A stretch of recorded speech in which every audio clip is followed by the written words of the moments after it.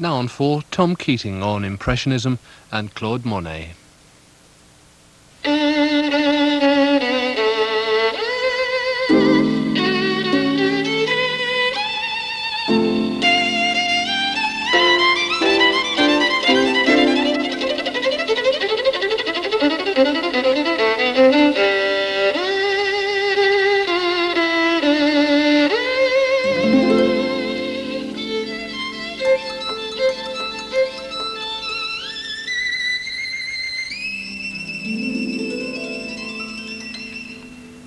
This week I'd like to talk to you a little about Claude Monet, the French painter, friend of the Impressionists. This is a little village that he lived and worked in for a considerable time called Veuilletoy. It's on the River Seine. He worked there with Renoir, with Monet and other painters for quite a considerable time. Here his wife died, and in the winter of the 1870s, one of the late years, I've forgotten now, 1878 I think, he painted a snow scene, many of them. He was so imbued with the spirit of painting that he drove his easel into the river ice and painted the town. I've put in here his summer painting boat, in which he had many happy hours with his wife and friends and travelled up and down the river painting each side of it. And I'd like to paint a snow scene to give some idea how he painted snow. I'm putting this relatively warm winter afternoon sky with the canvas showing through, loosely painted, not caring much at this moment for clouds and things because it's overcast. As the paint dries a little, very quickly, I can go back onto this, but now we must think of the light coming down from, let's say, 2 o'clock-ish. And this will cast on the buildings a shadow. And here the Impressionists always thought of blues in shadows, or colours generally, so that the side of each building will have a blue shadow. And the same thing prevails, as in light and dark, that the intensity of the blue, of the deepness, will come close to the edge of the building like this. It's emphasized. And we calm this down after. So each of these little buildings has a blue tinted side to it. Monet had an incredible eye for colour, as did all the Impressionists, in fact. He was born in 1840 in Paris and stayed there about 3 or 4 years. Then he went off to Le Havre, where his father had a grocery business and he wanted to become a painter. Around there at this time, there was a man called Keating, Dutchman, wonderful painter, and when Monet was a young man, he painted and drew caricatures, very common in those days. And it was Keating and Keating who influenced him very strongly to become a landscape painter. Actually, his first work was as a marine artist. Unlike Renoir and others, Cézanne, Van Gogh and so on, though he did in fact stay painting as an impressionist all his life, culminating in the work on his lily pond paintings, which is some of the largest and most incredible paintings in the history of art. He achieved great fame, notoriety, wealth, until he died in 1926 at a ripe old age. During the time that Monet was down here trying to earn a living, he suffered extreme poverty. And I really mean extreme poverty. The Victorian times in Europe for the poor were very hard, and he suffered, as most painters of this time, not all painters, but a lot of them suffered privation, because apart from everything else, his work was not popular, because the general public were not educated enough to realize the full potential of Impressionism.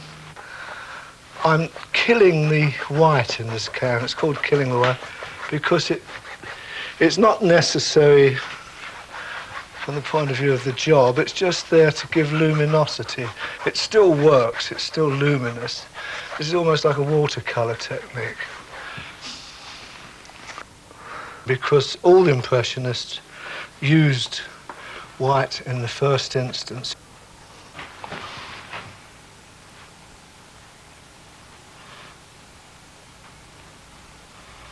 What appears to be a very difficult piece of painting to anyone unacquainted with it is because it takes many years to be able to go out to nature and paint. One shouldn't be discouraged by the apparent difficulty, because obviously you can't expect to play the piano or violin or something like Yehudi Menuhin in 10 minutes.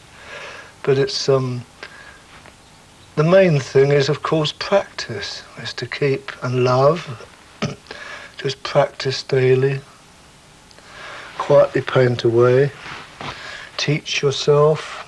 Read the books. Look at the masters. And we had with the French Impressionists certainly a comradeship which was similar to our own British pre-Raphaelites, except, of course, the pre-Raphaelites were pretty well off, and the Impressionists weren't all very well off. But they not only helped each other with money, they helped each other with technique, and with, as they learned something, they discussed it and made a rather wonderful evening's chat over a glass of wine or two about the day's work. They criticised each other's work and helped each other to achieve a better effect. In other words, they practiced brotherhood and worked alongside each other. And of course, Monet indeed painted a wonderful picture of Monet's painting boat.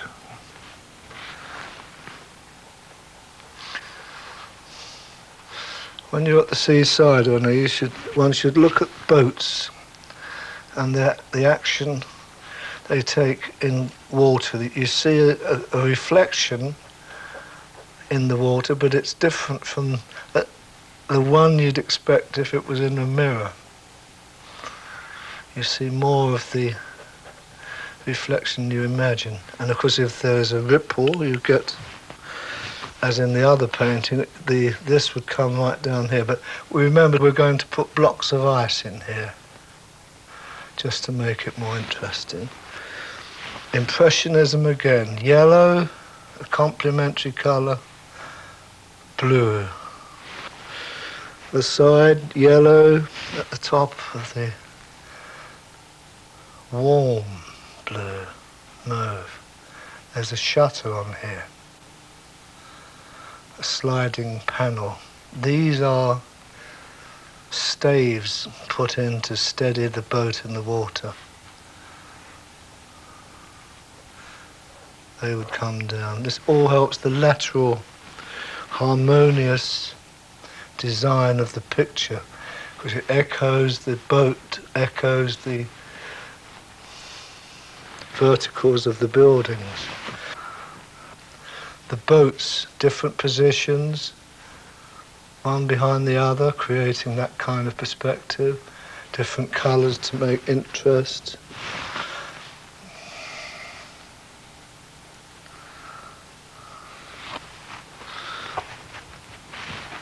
The border, edge of the riverbank comes about here. They had I've seen from pictures, I haven't been there, platforms, obviously to keep the bank, the river bank, of timber structures, which also have little pieces of wood up, again making a pattern and again echoing the downward feeling. And then here and there is a movement to bring us down and up into the boat. Design, think design. Allow your natural feelings to help you. This helps the boats, this little bit here. Don't make it too obvious, break it up. Because you can play about with paintings forever.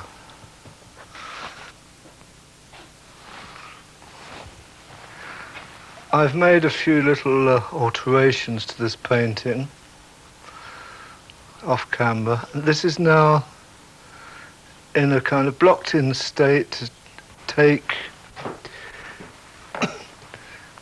a few dark accents in order to emphasize the lightness of the snow. Of course, Monet worked both on his little boat here and also out on the ice floes. He had a hot water bottle to keep his hands warm, and reminds one in a way of the early Canadian painters like Krieghoff and Paul Kane. Turner also, of course, worked outdoors.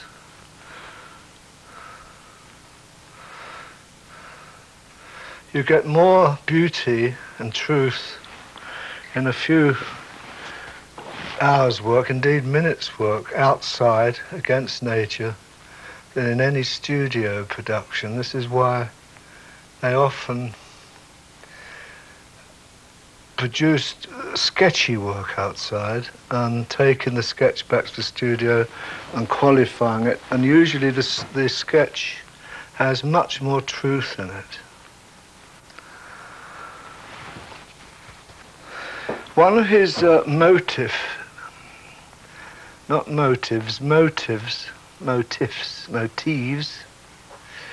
was the Japanese print design, and of course this is lateral in conception, flat pattern, very little attempt to create the three-dimensional aspect one would obtain in a Claude Lorraine or something, but a simple flat patternish type thing.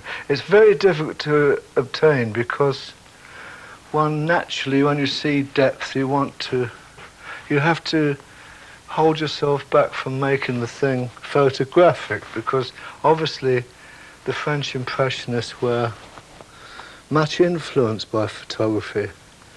It came out, the Gour types and so on, about 1835, I think. Fox Talbot and that. The early photography, of course, influenced them much. And they tried to steer away from its effects. They used it, they actually worked from photographs in some cases. One feels that Renoir worked quite a bit from them, probably Monet less so. I don't know why I say that. I can imagine him preferring to work outdoors and obtaining the effects he could obtain by direct painting. I'm just putting a few arbitrary touches, and then we'll go on to a bit of snow painting. I'll make it a dirty snow because virgin snow is a bit boring. Whereas we imagine it's about 2 o'clock on a miserable afternoon, so there's a wan sun coming down, and therefore along here, if one places a few marks to indicate the snow, you can distress it afterwards. Just as in nature, it comes down very beautiful and melts, or people walk on it. And he has it in Monet's work, certainly, especially Krieghoff, Turner. They all use a rugged, crisp paint I've mixed tempera with this paint to give it a rugged and crisp touch. We'd imagine there's been a heavy fall of snow, and this is one of the things the Impressionists adored, because white, which is the negation of colour, becomes magical when snow, because it's a marvellous carrier, actually, of colours.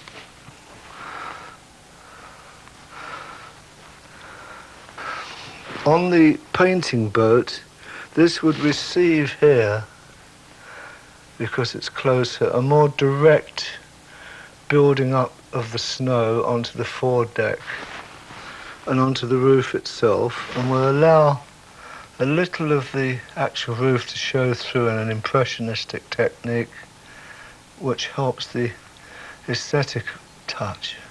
You don't want to do pure white on everything. Now we go on to a few roofs. As it comes in the shadows, of course, an absolute complementary blue or blues transpire. In the endeavour to make everything sing out in colour, of course, the French Impressionists, and Monet particularly, would make colour sing by impasting quite strong, almost primary colours in their full strength, dabs here and there. If you observe the way this blue is singing out, at least I hope so, in amongst the other colours, and so a little touch here and there, not necessarily covering each roof, letting the red tiles emphasise the blueness of the snow in shadow. All these little touches help to create a vibrant touch.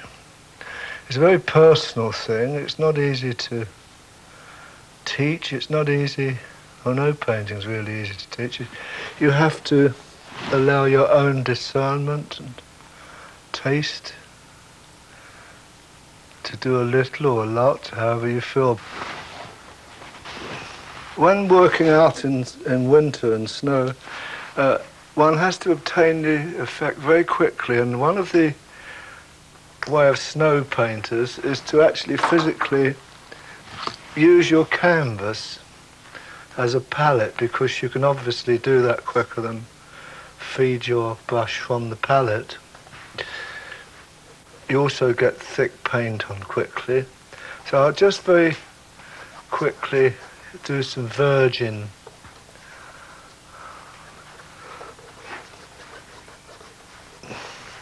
blocks here, and quietly remember our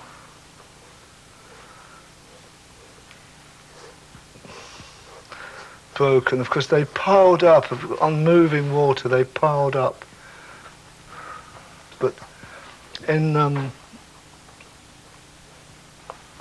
Monet's ice flow paintings, if you could call them that, he actually drew each block separately using a peculiar drawing colour for the edges. The drawing colour being a mauvish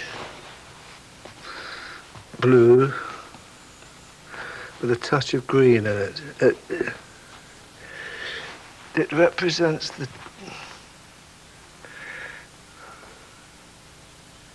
I'll do a crude effort there.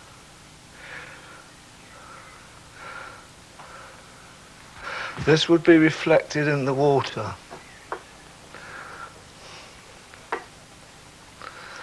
And it needs refining, and then another piece here and so forth. And he would use these blocks in not too an obvious fashion, thinking of a tessellated pavement in perspective, which of course would give a certain perspective going away, because remember, he did not, of course, want to achieve too much of the effect of distance, but in some of his paintings, by the use not of linear perspective but aerial perspective, by using the warmish colours here and the cool colours up there, he obtained aerial perspective, which is of course much more subtle than the linear. Now it's necessary to calm down the crude blues in here by making a relatively soft mauve colour, a kind of interspersing little dabs. If you look into the Impressionists, this is the optical mix in they talk of. Their shadows always partaken of much colour. It lends variety to what is usually quite a mundane colouring. The more you put in, killing, enlivening, qualifying, the eye is rewarded by looking into areas and seeing many colours in it. And it's a good idea, of course, to make an excuse to bring down some of the warm colours here, because it carries the colour down into the bottom part of the picture, creating more unity. Just a few touches.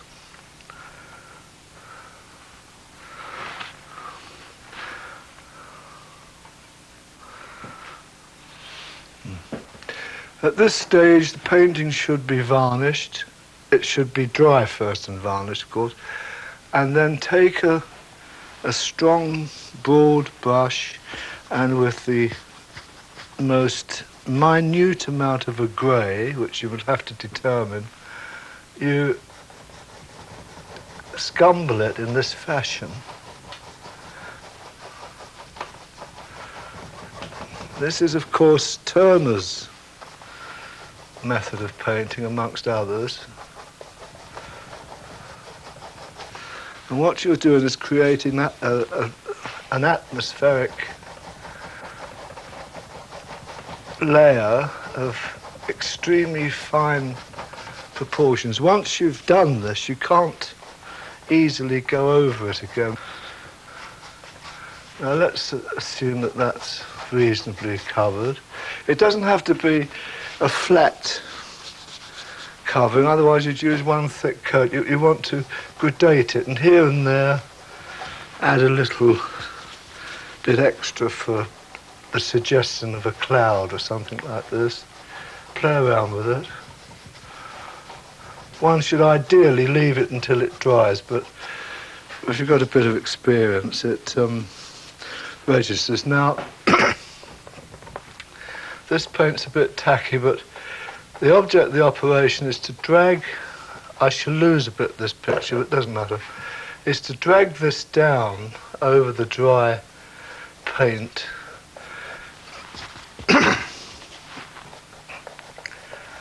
to make the buildings in the back of the painting disappear into the mist, as would happen in nature. In other words, you are painting a mist onto the painting, and you can bring this down further, leaving the areas closer to you plainer. There is one thing I noticed I haven't put in that must go in. Of course, you lose these things, and that, of course, are the very important masts. You lose things as you paint.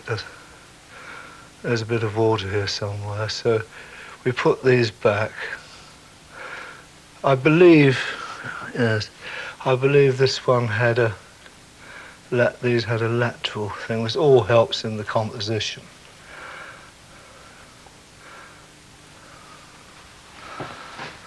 So it becomes a bit jollier again. You mustn't have it too desperately miserable.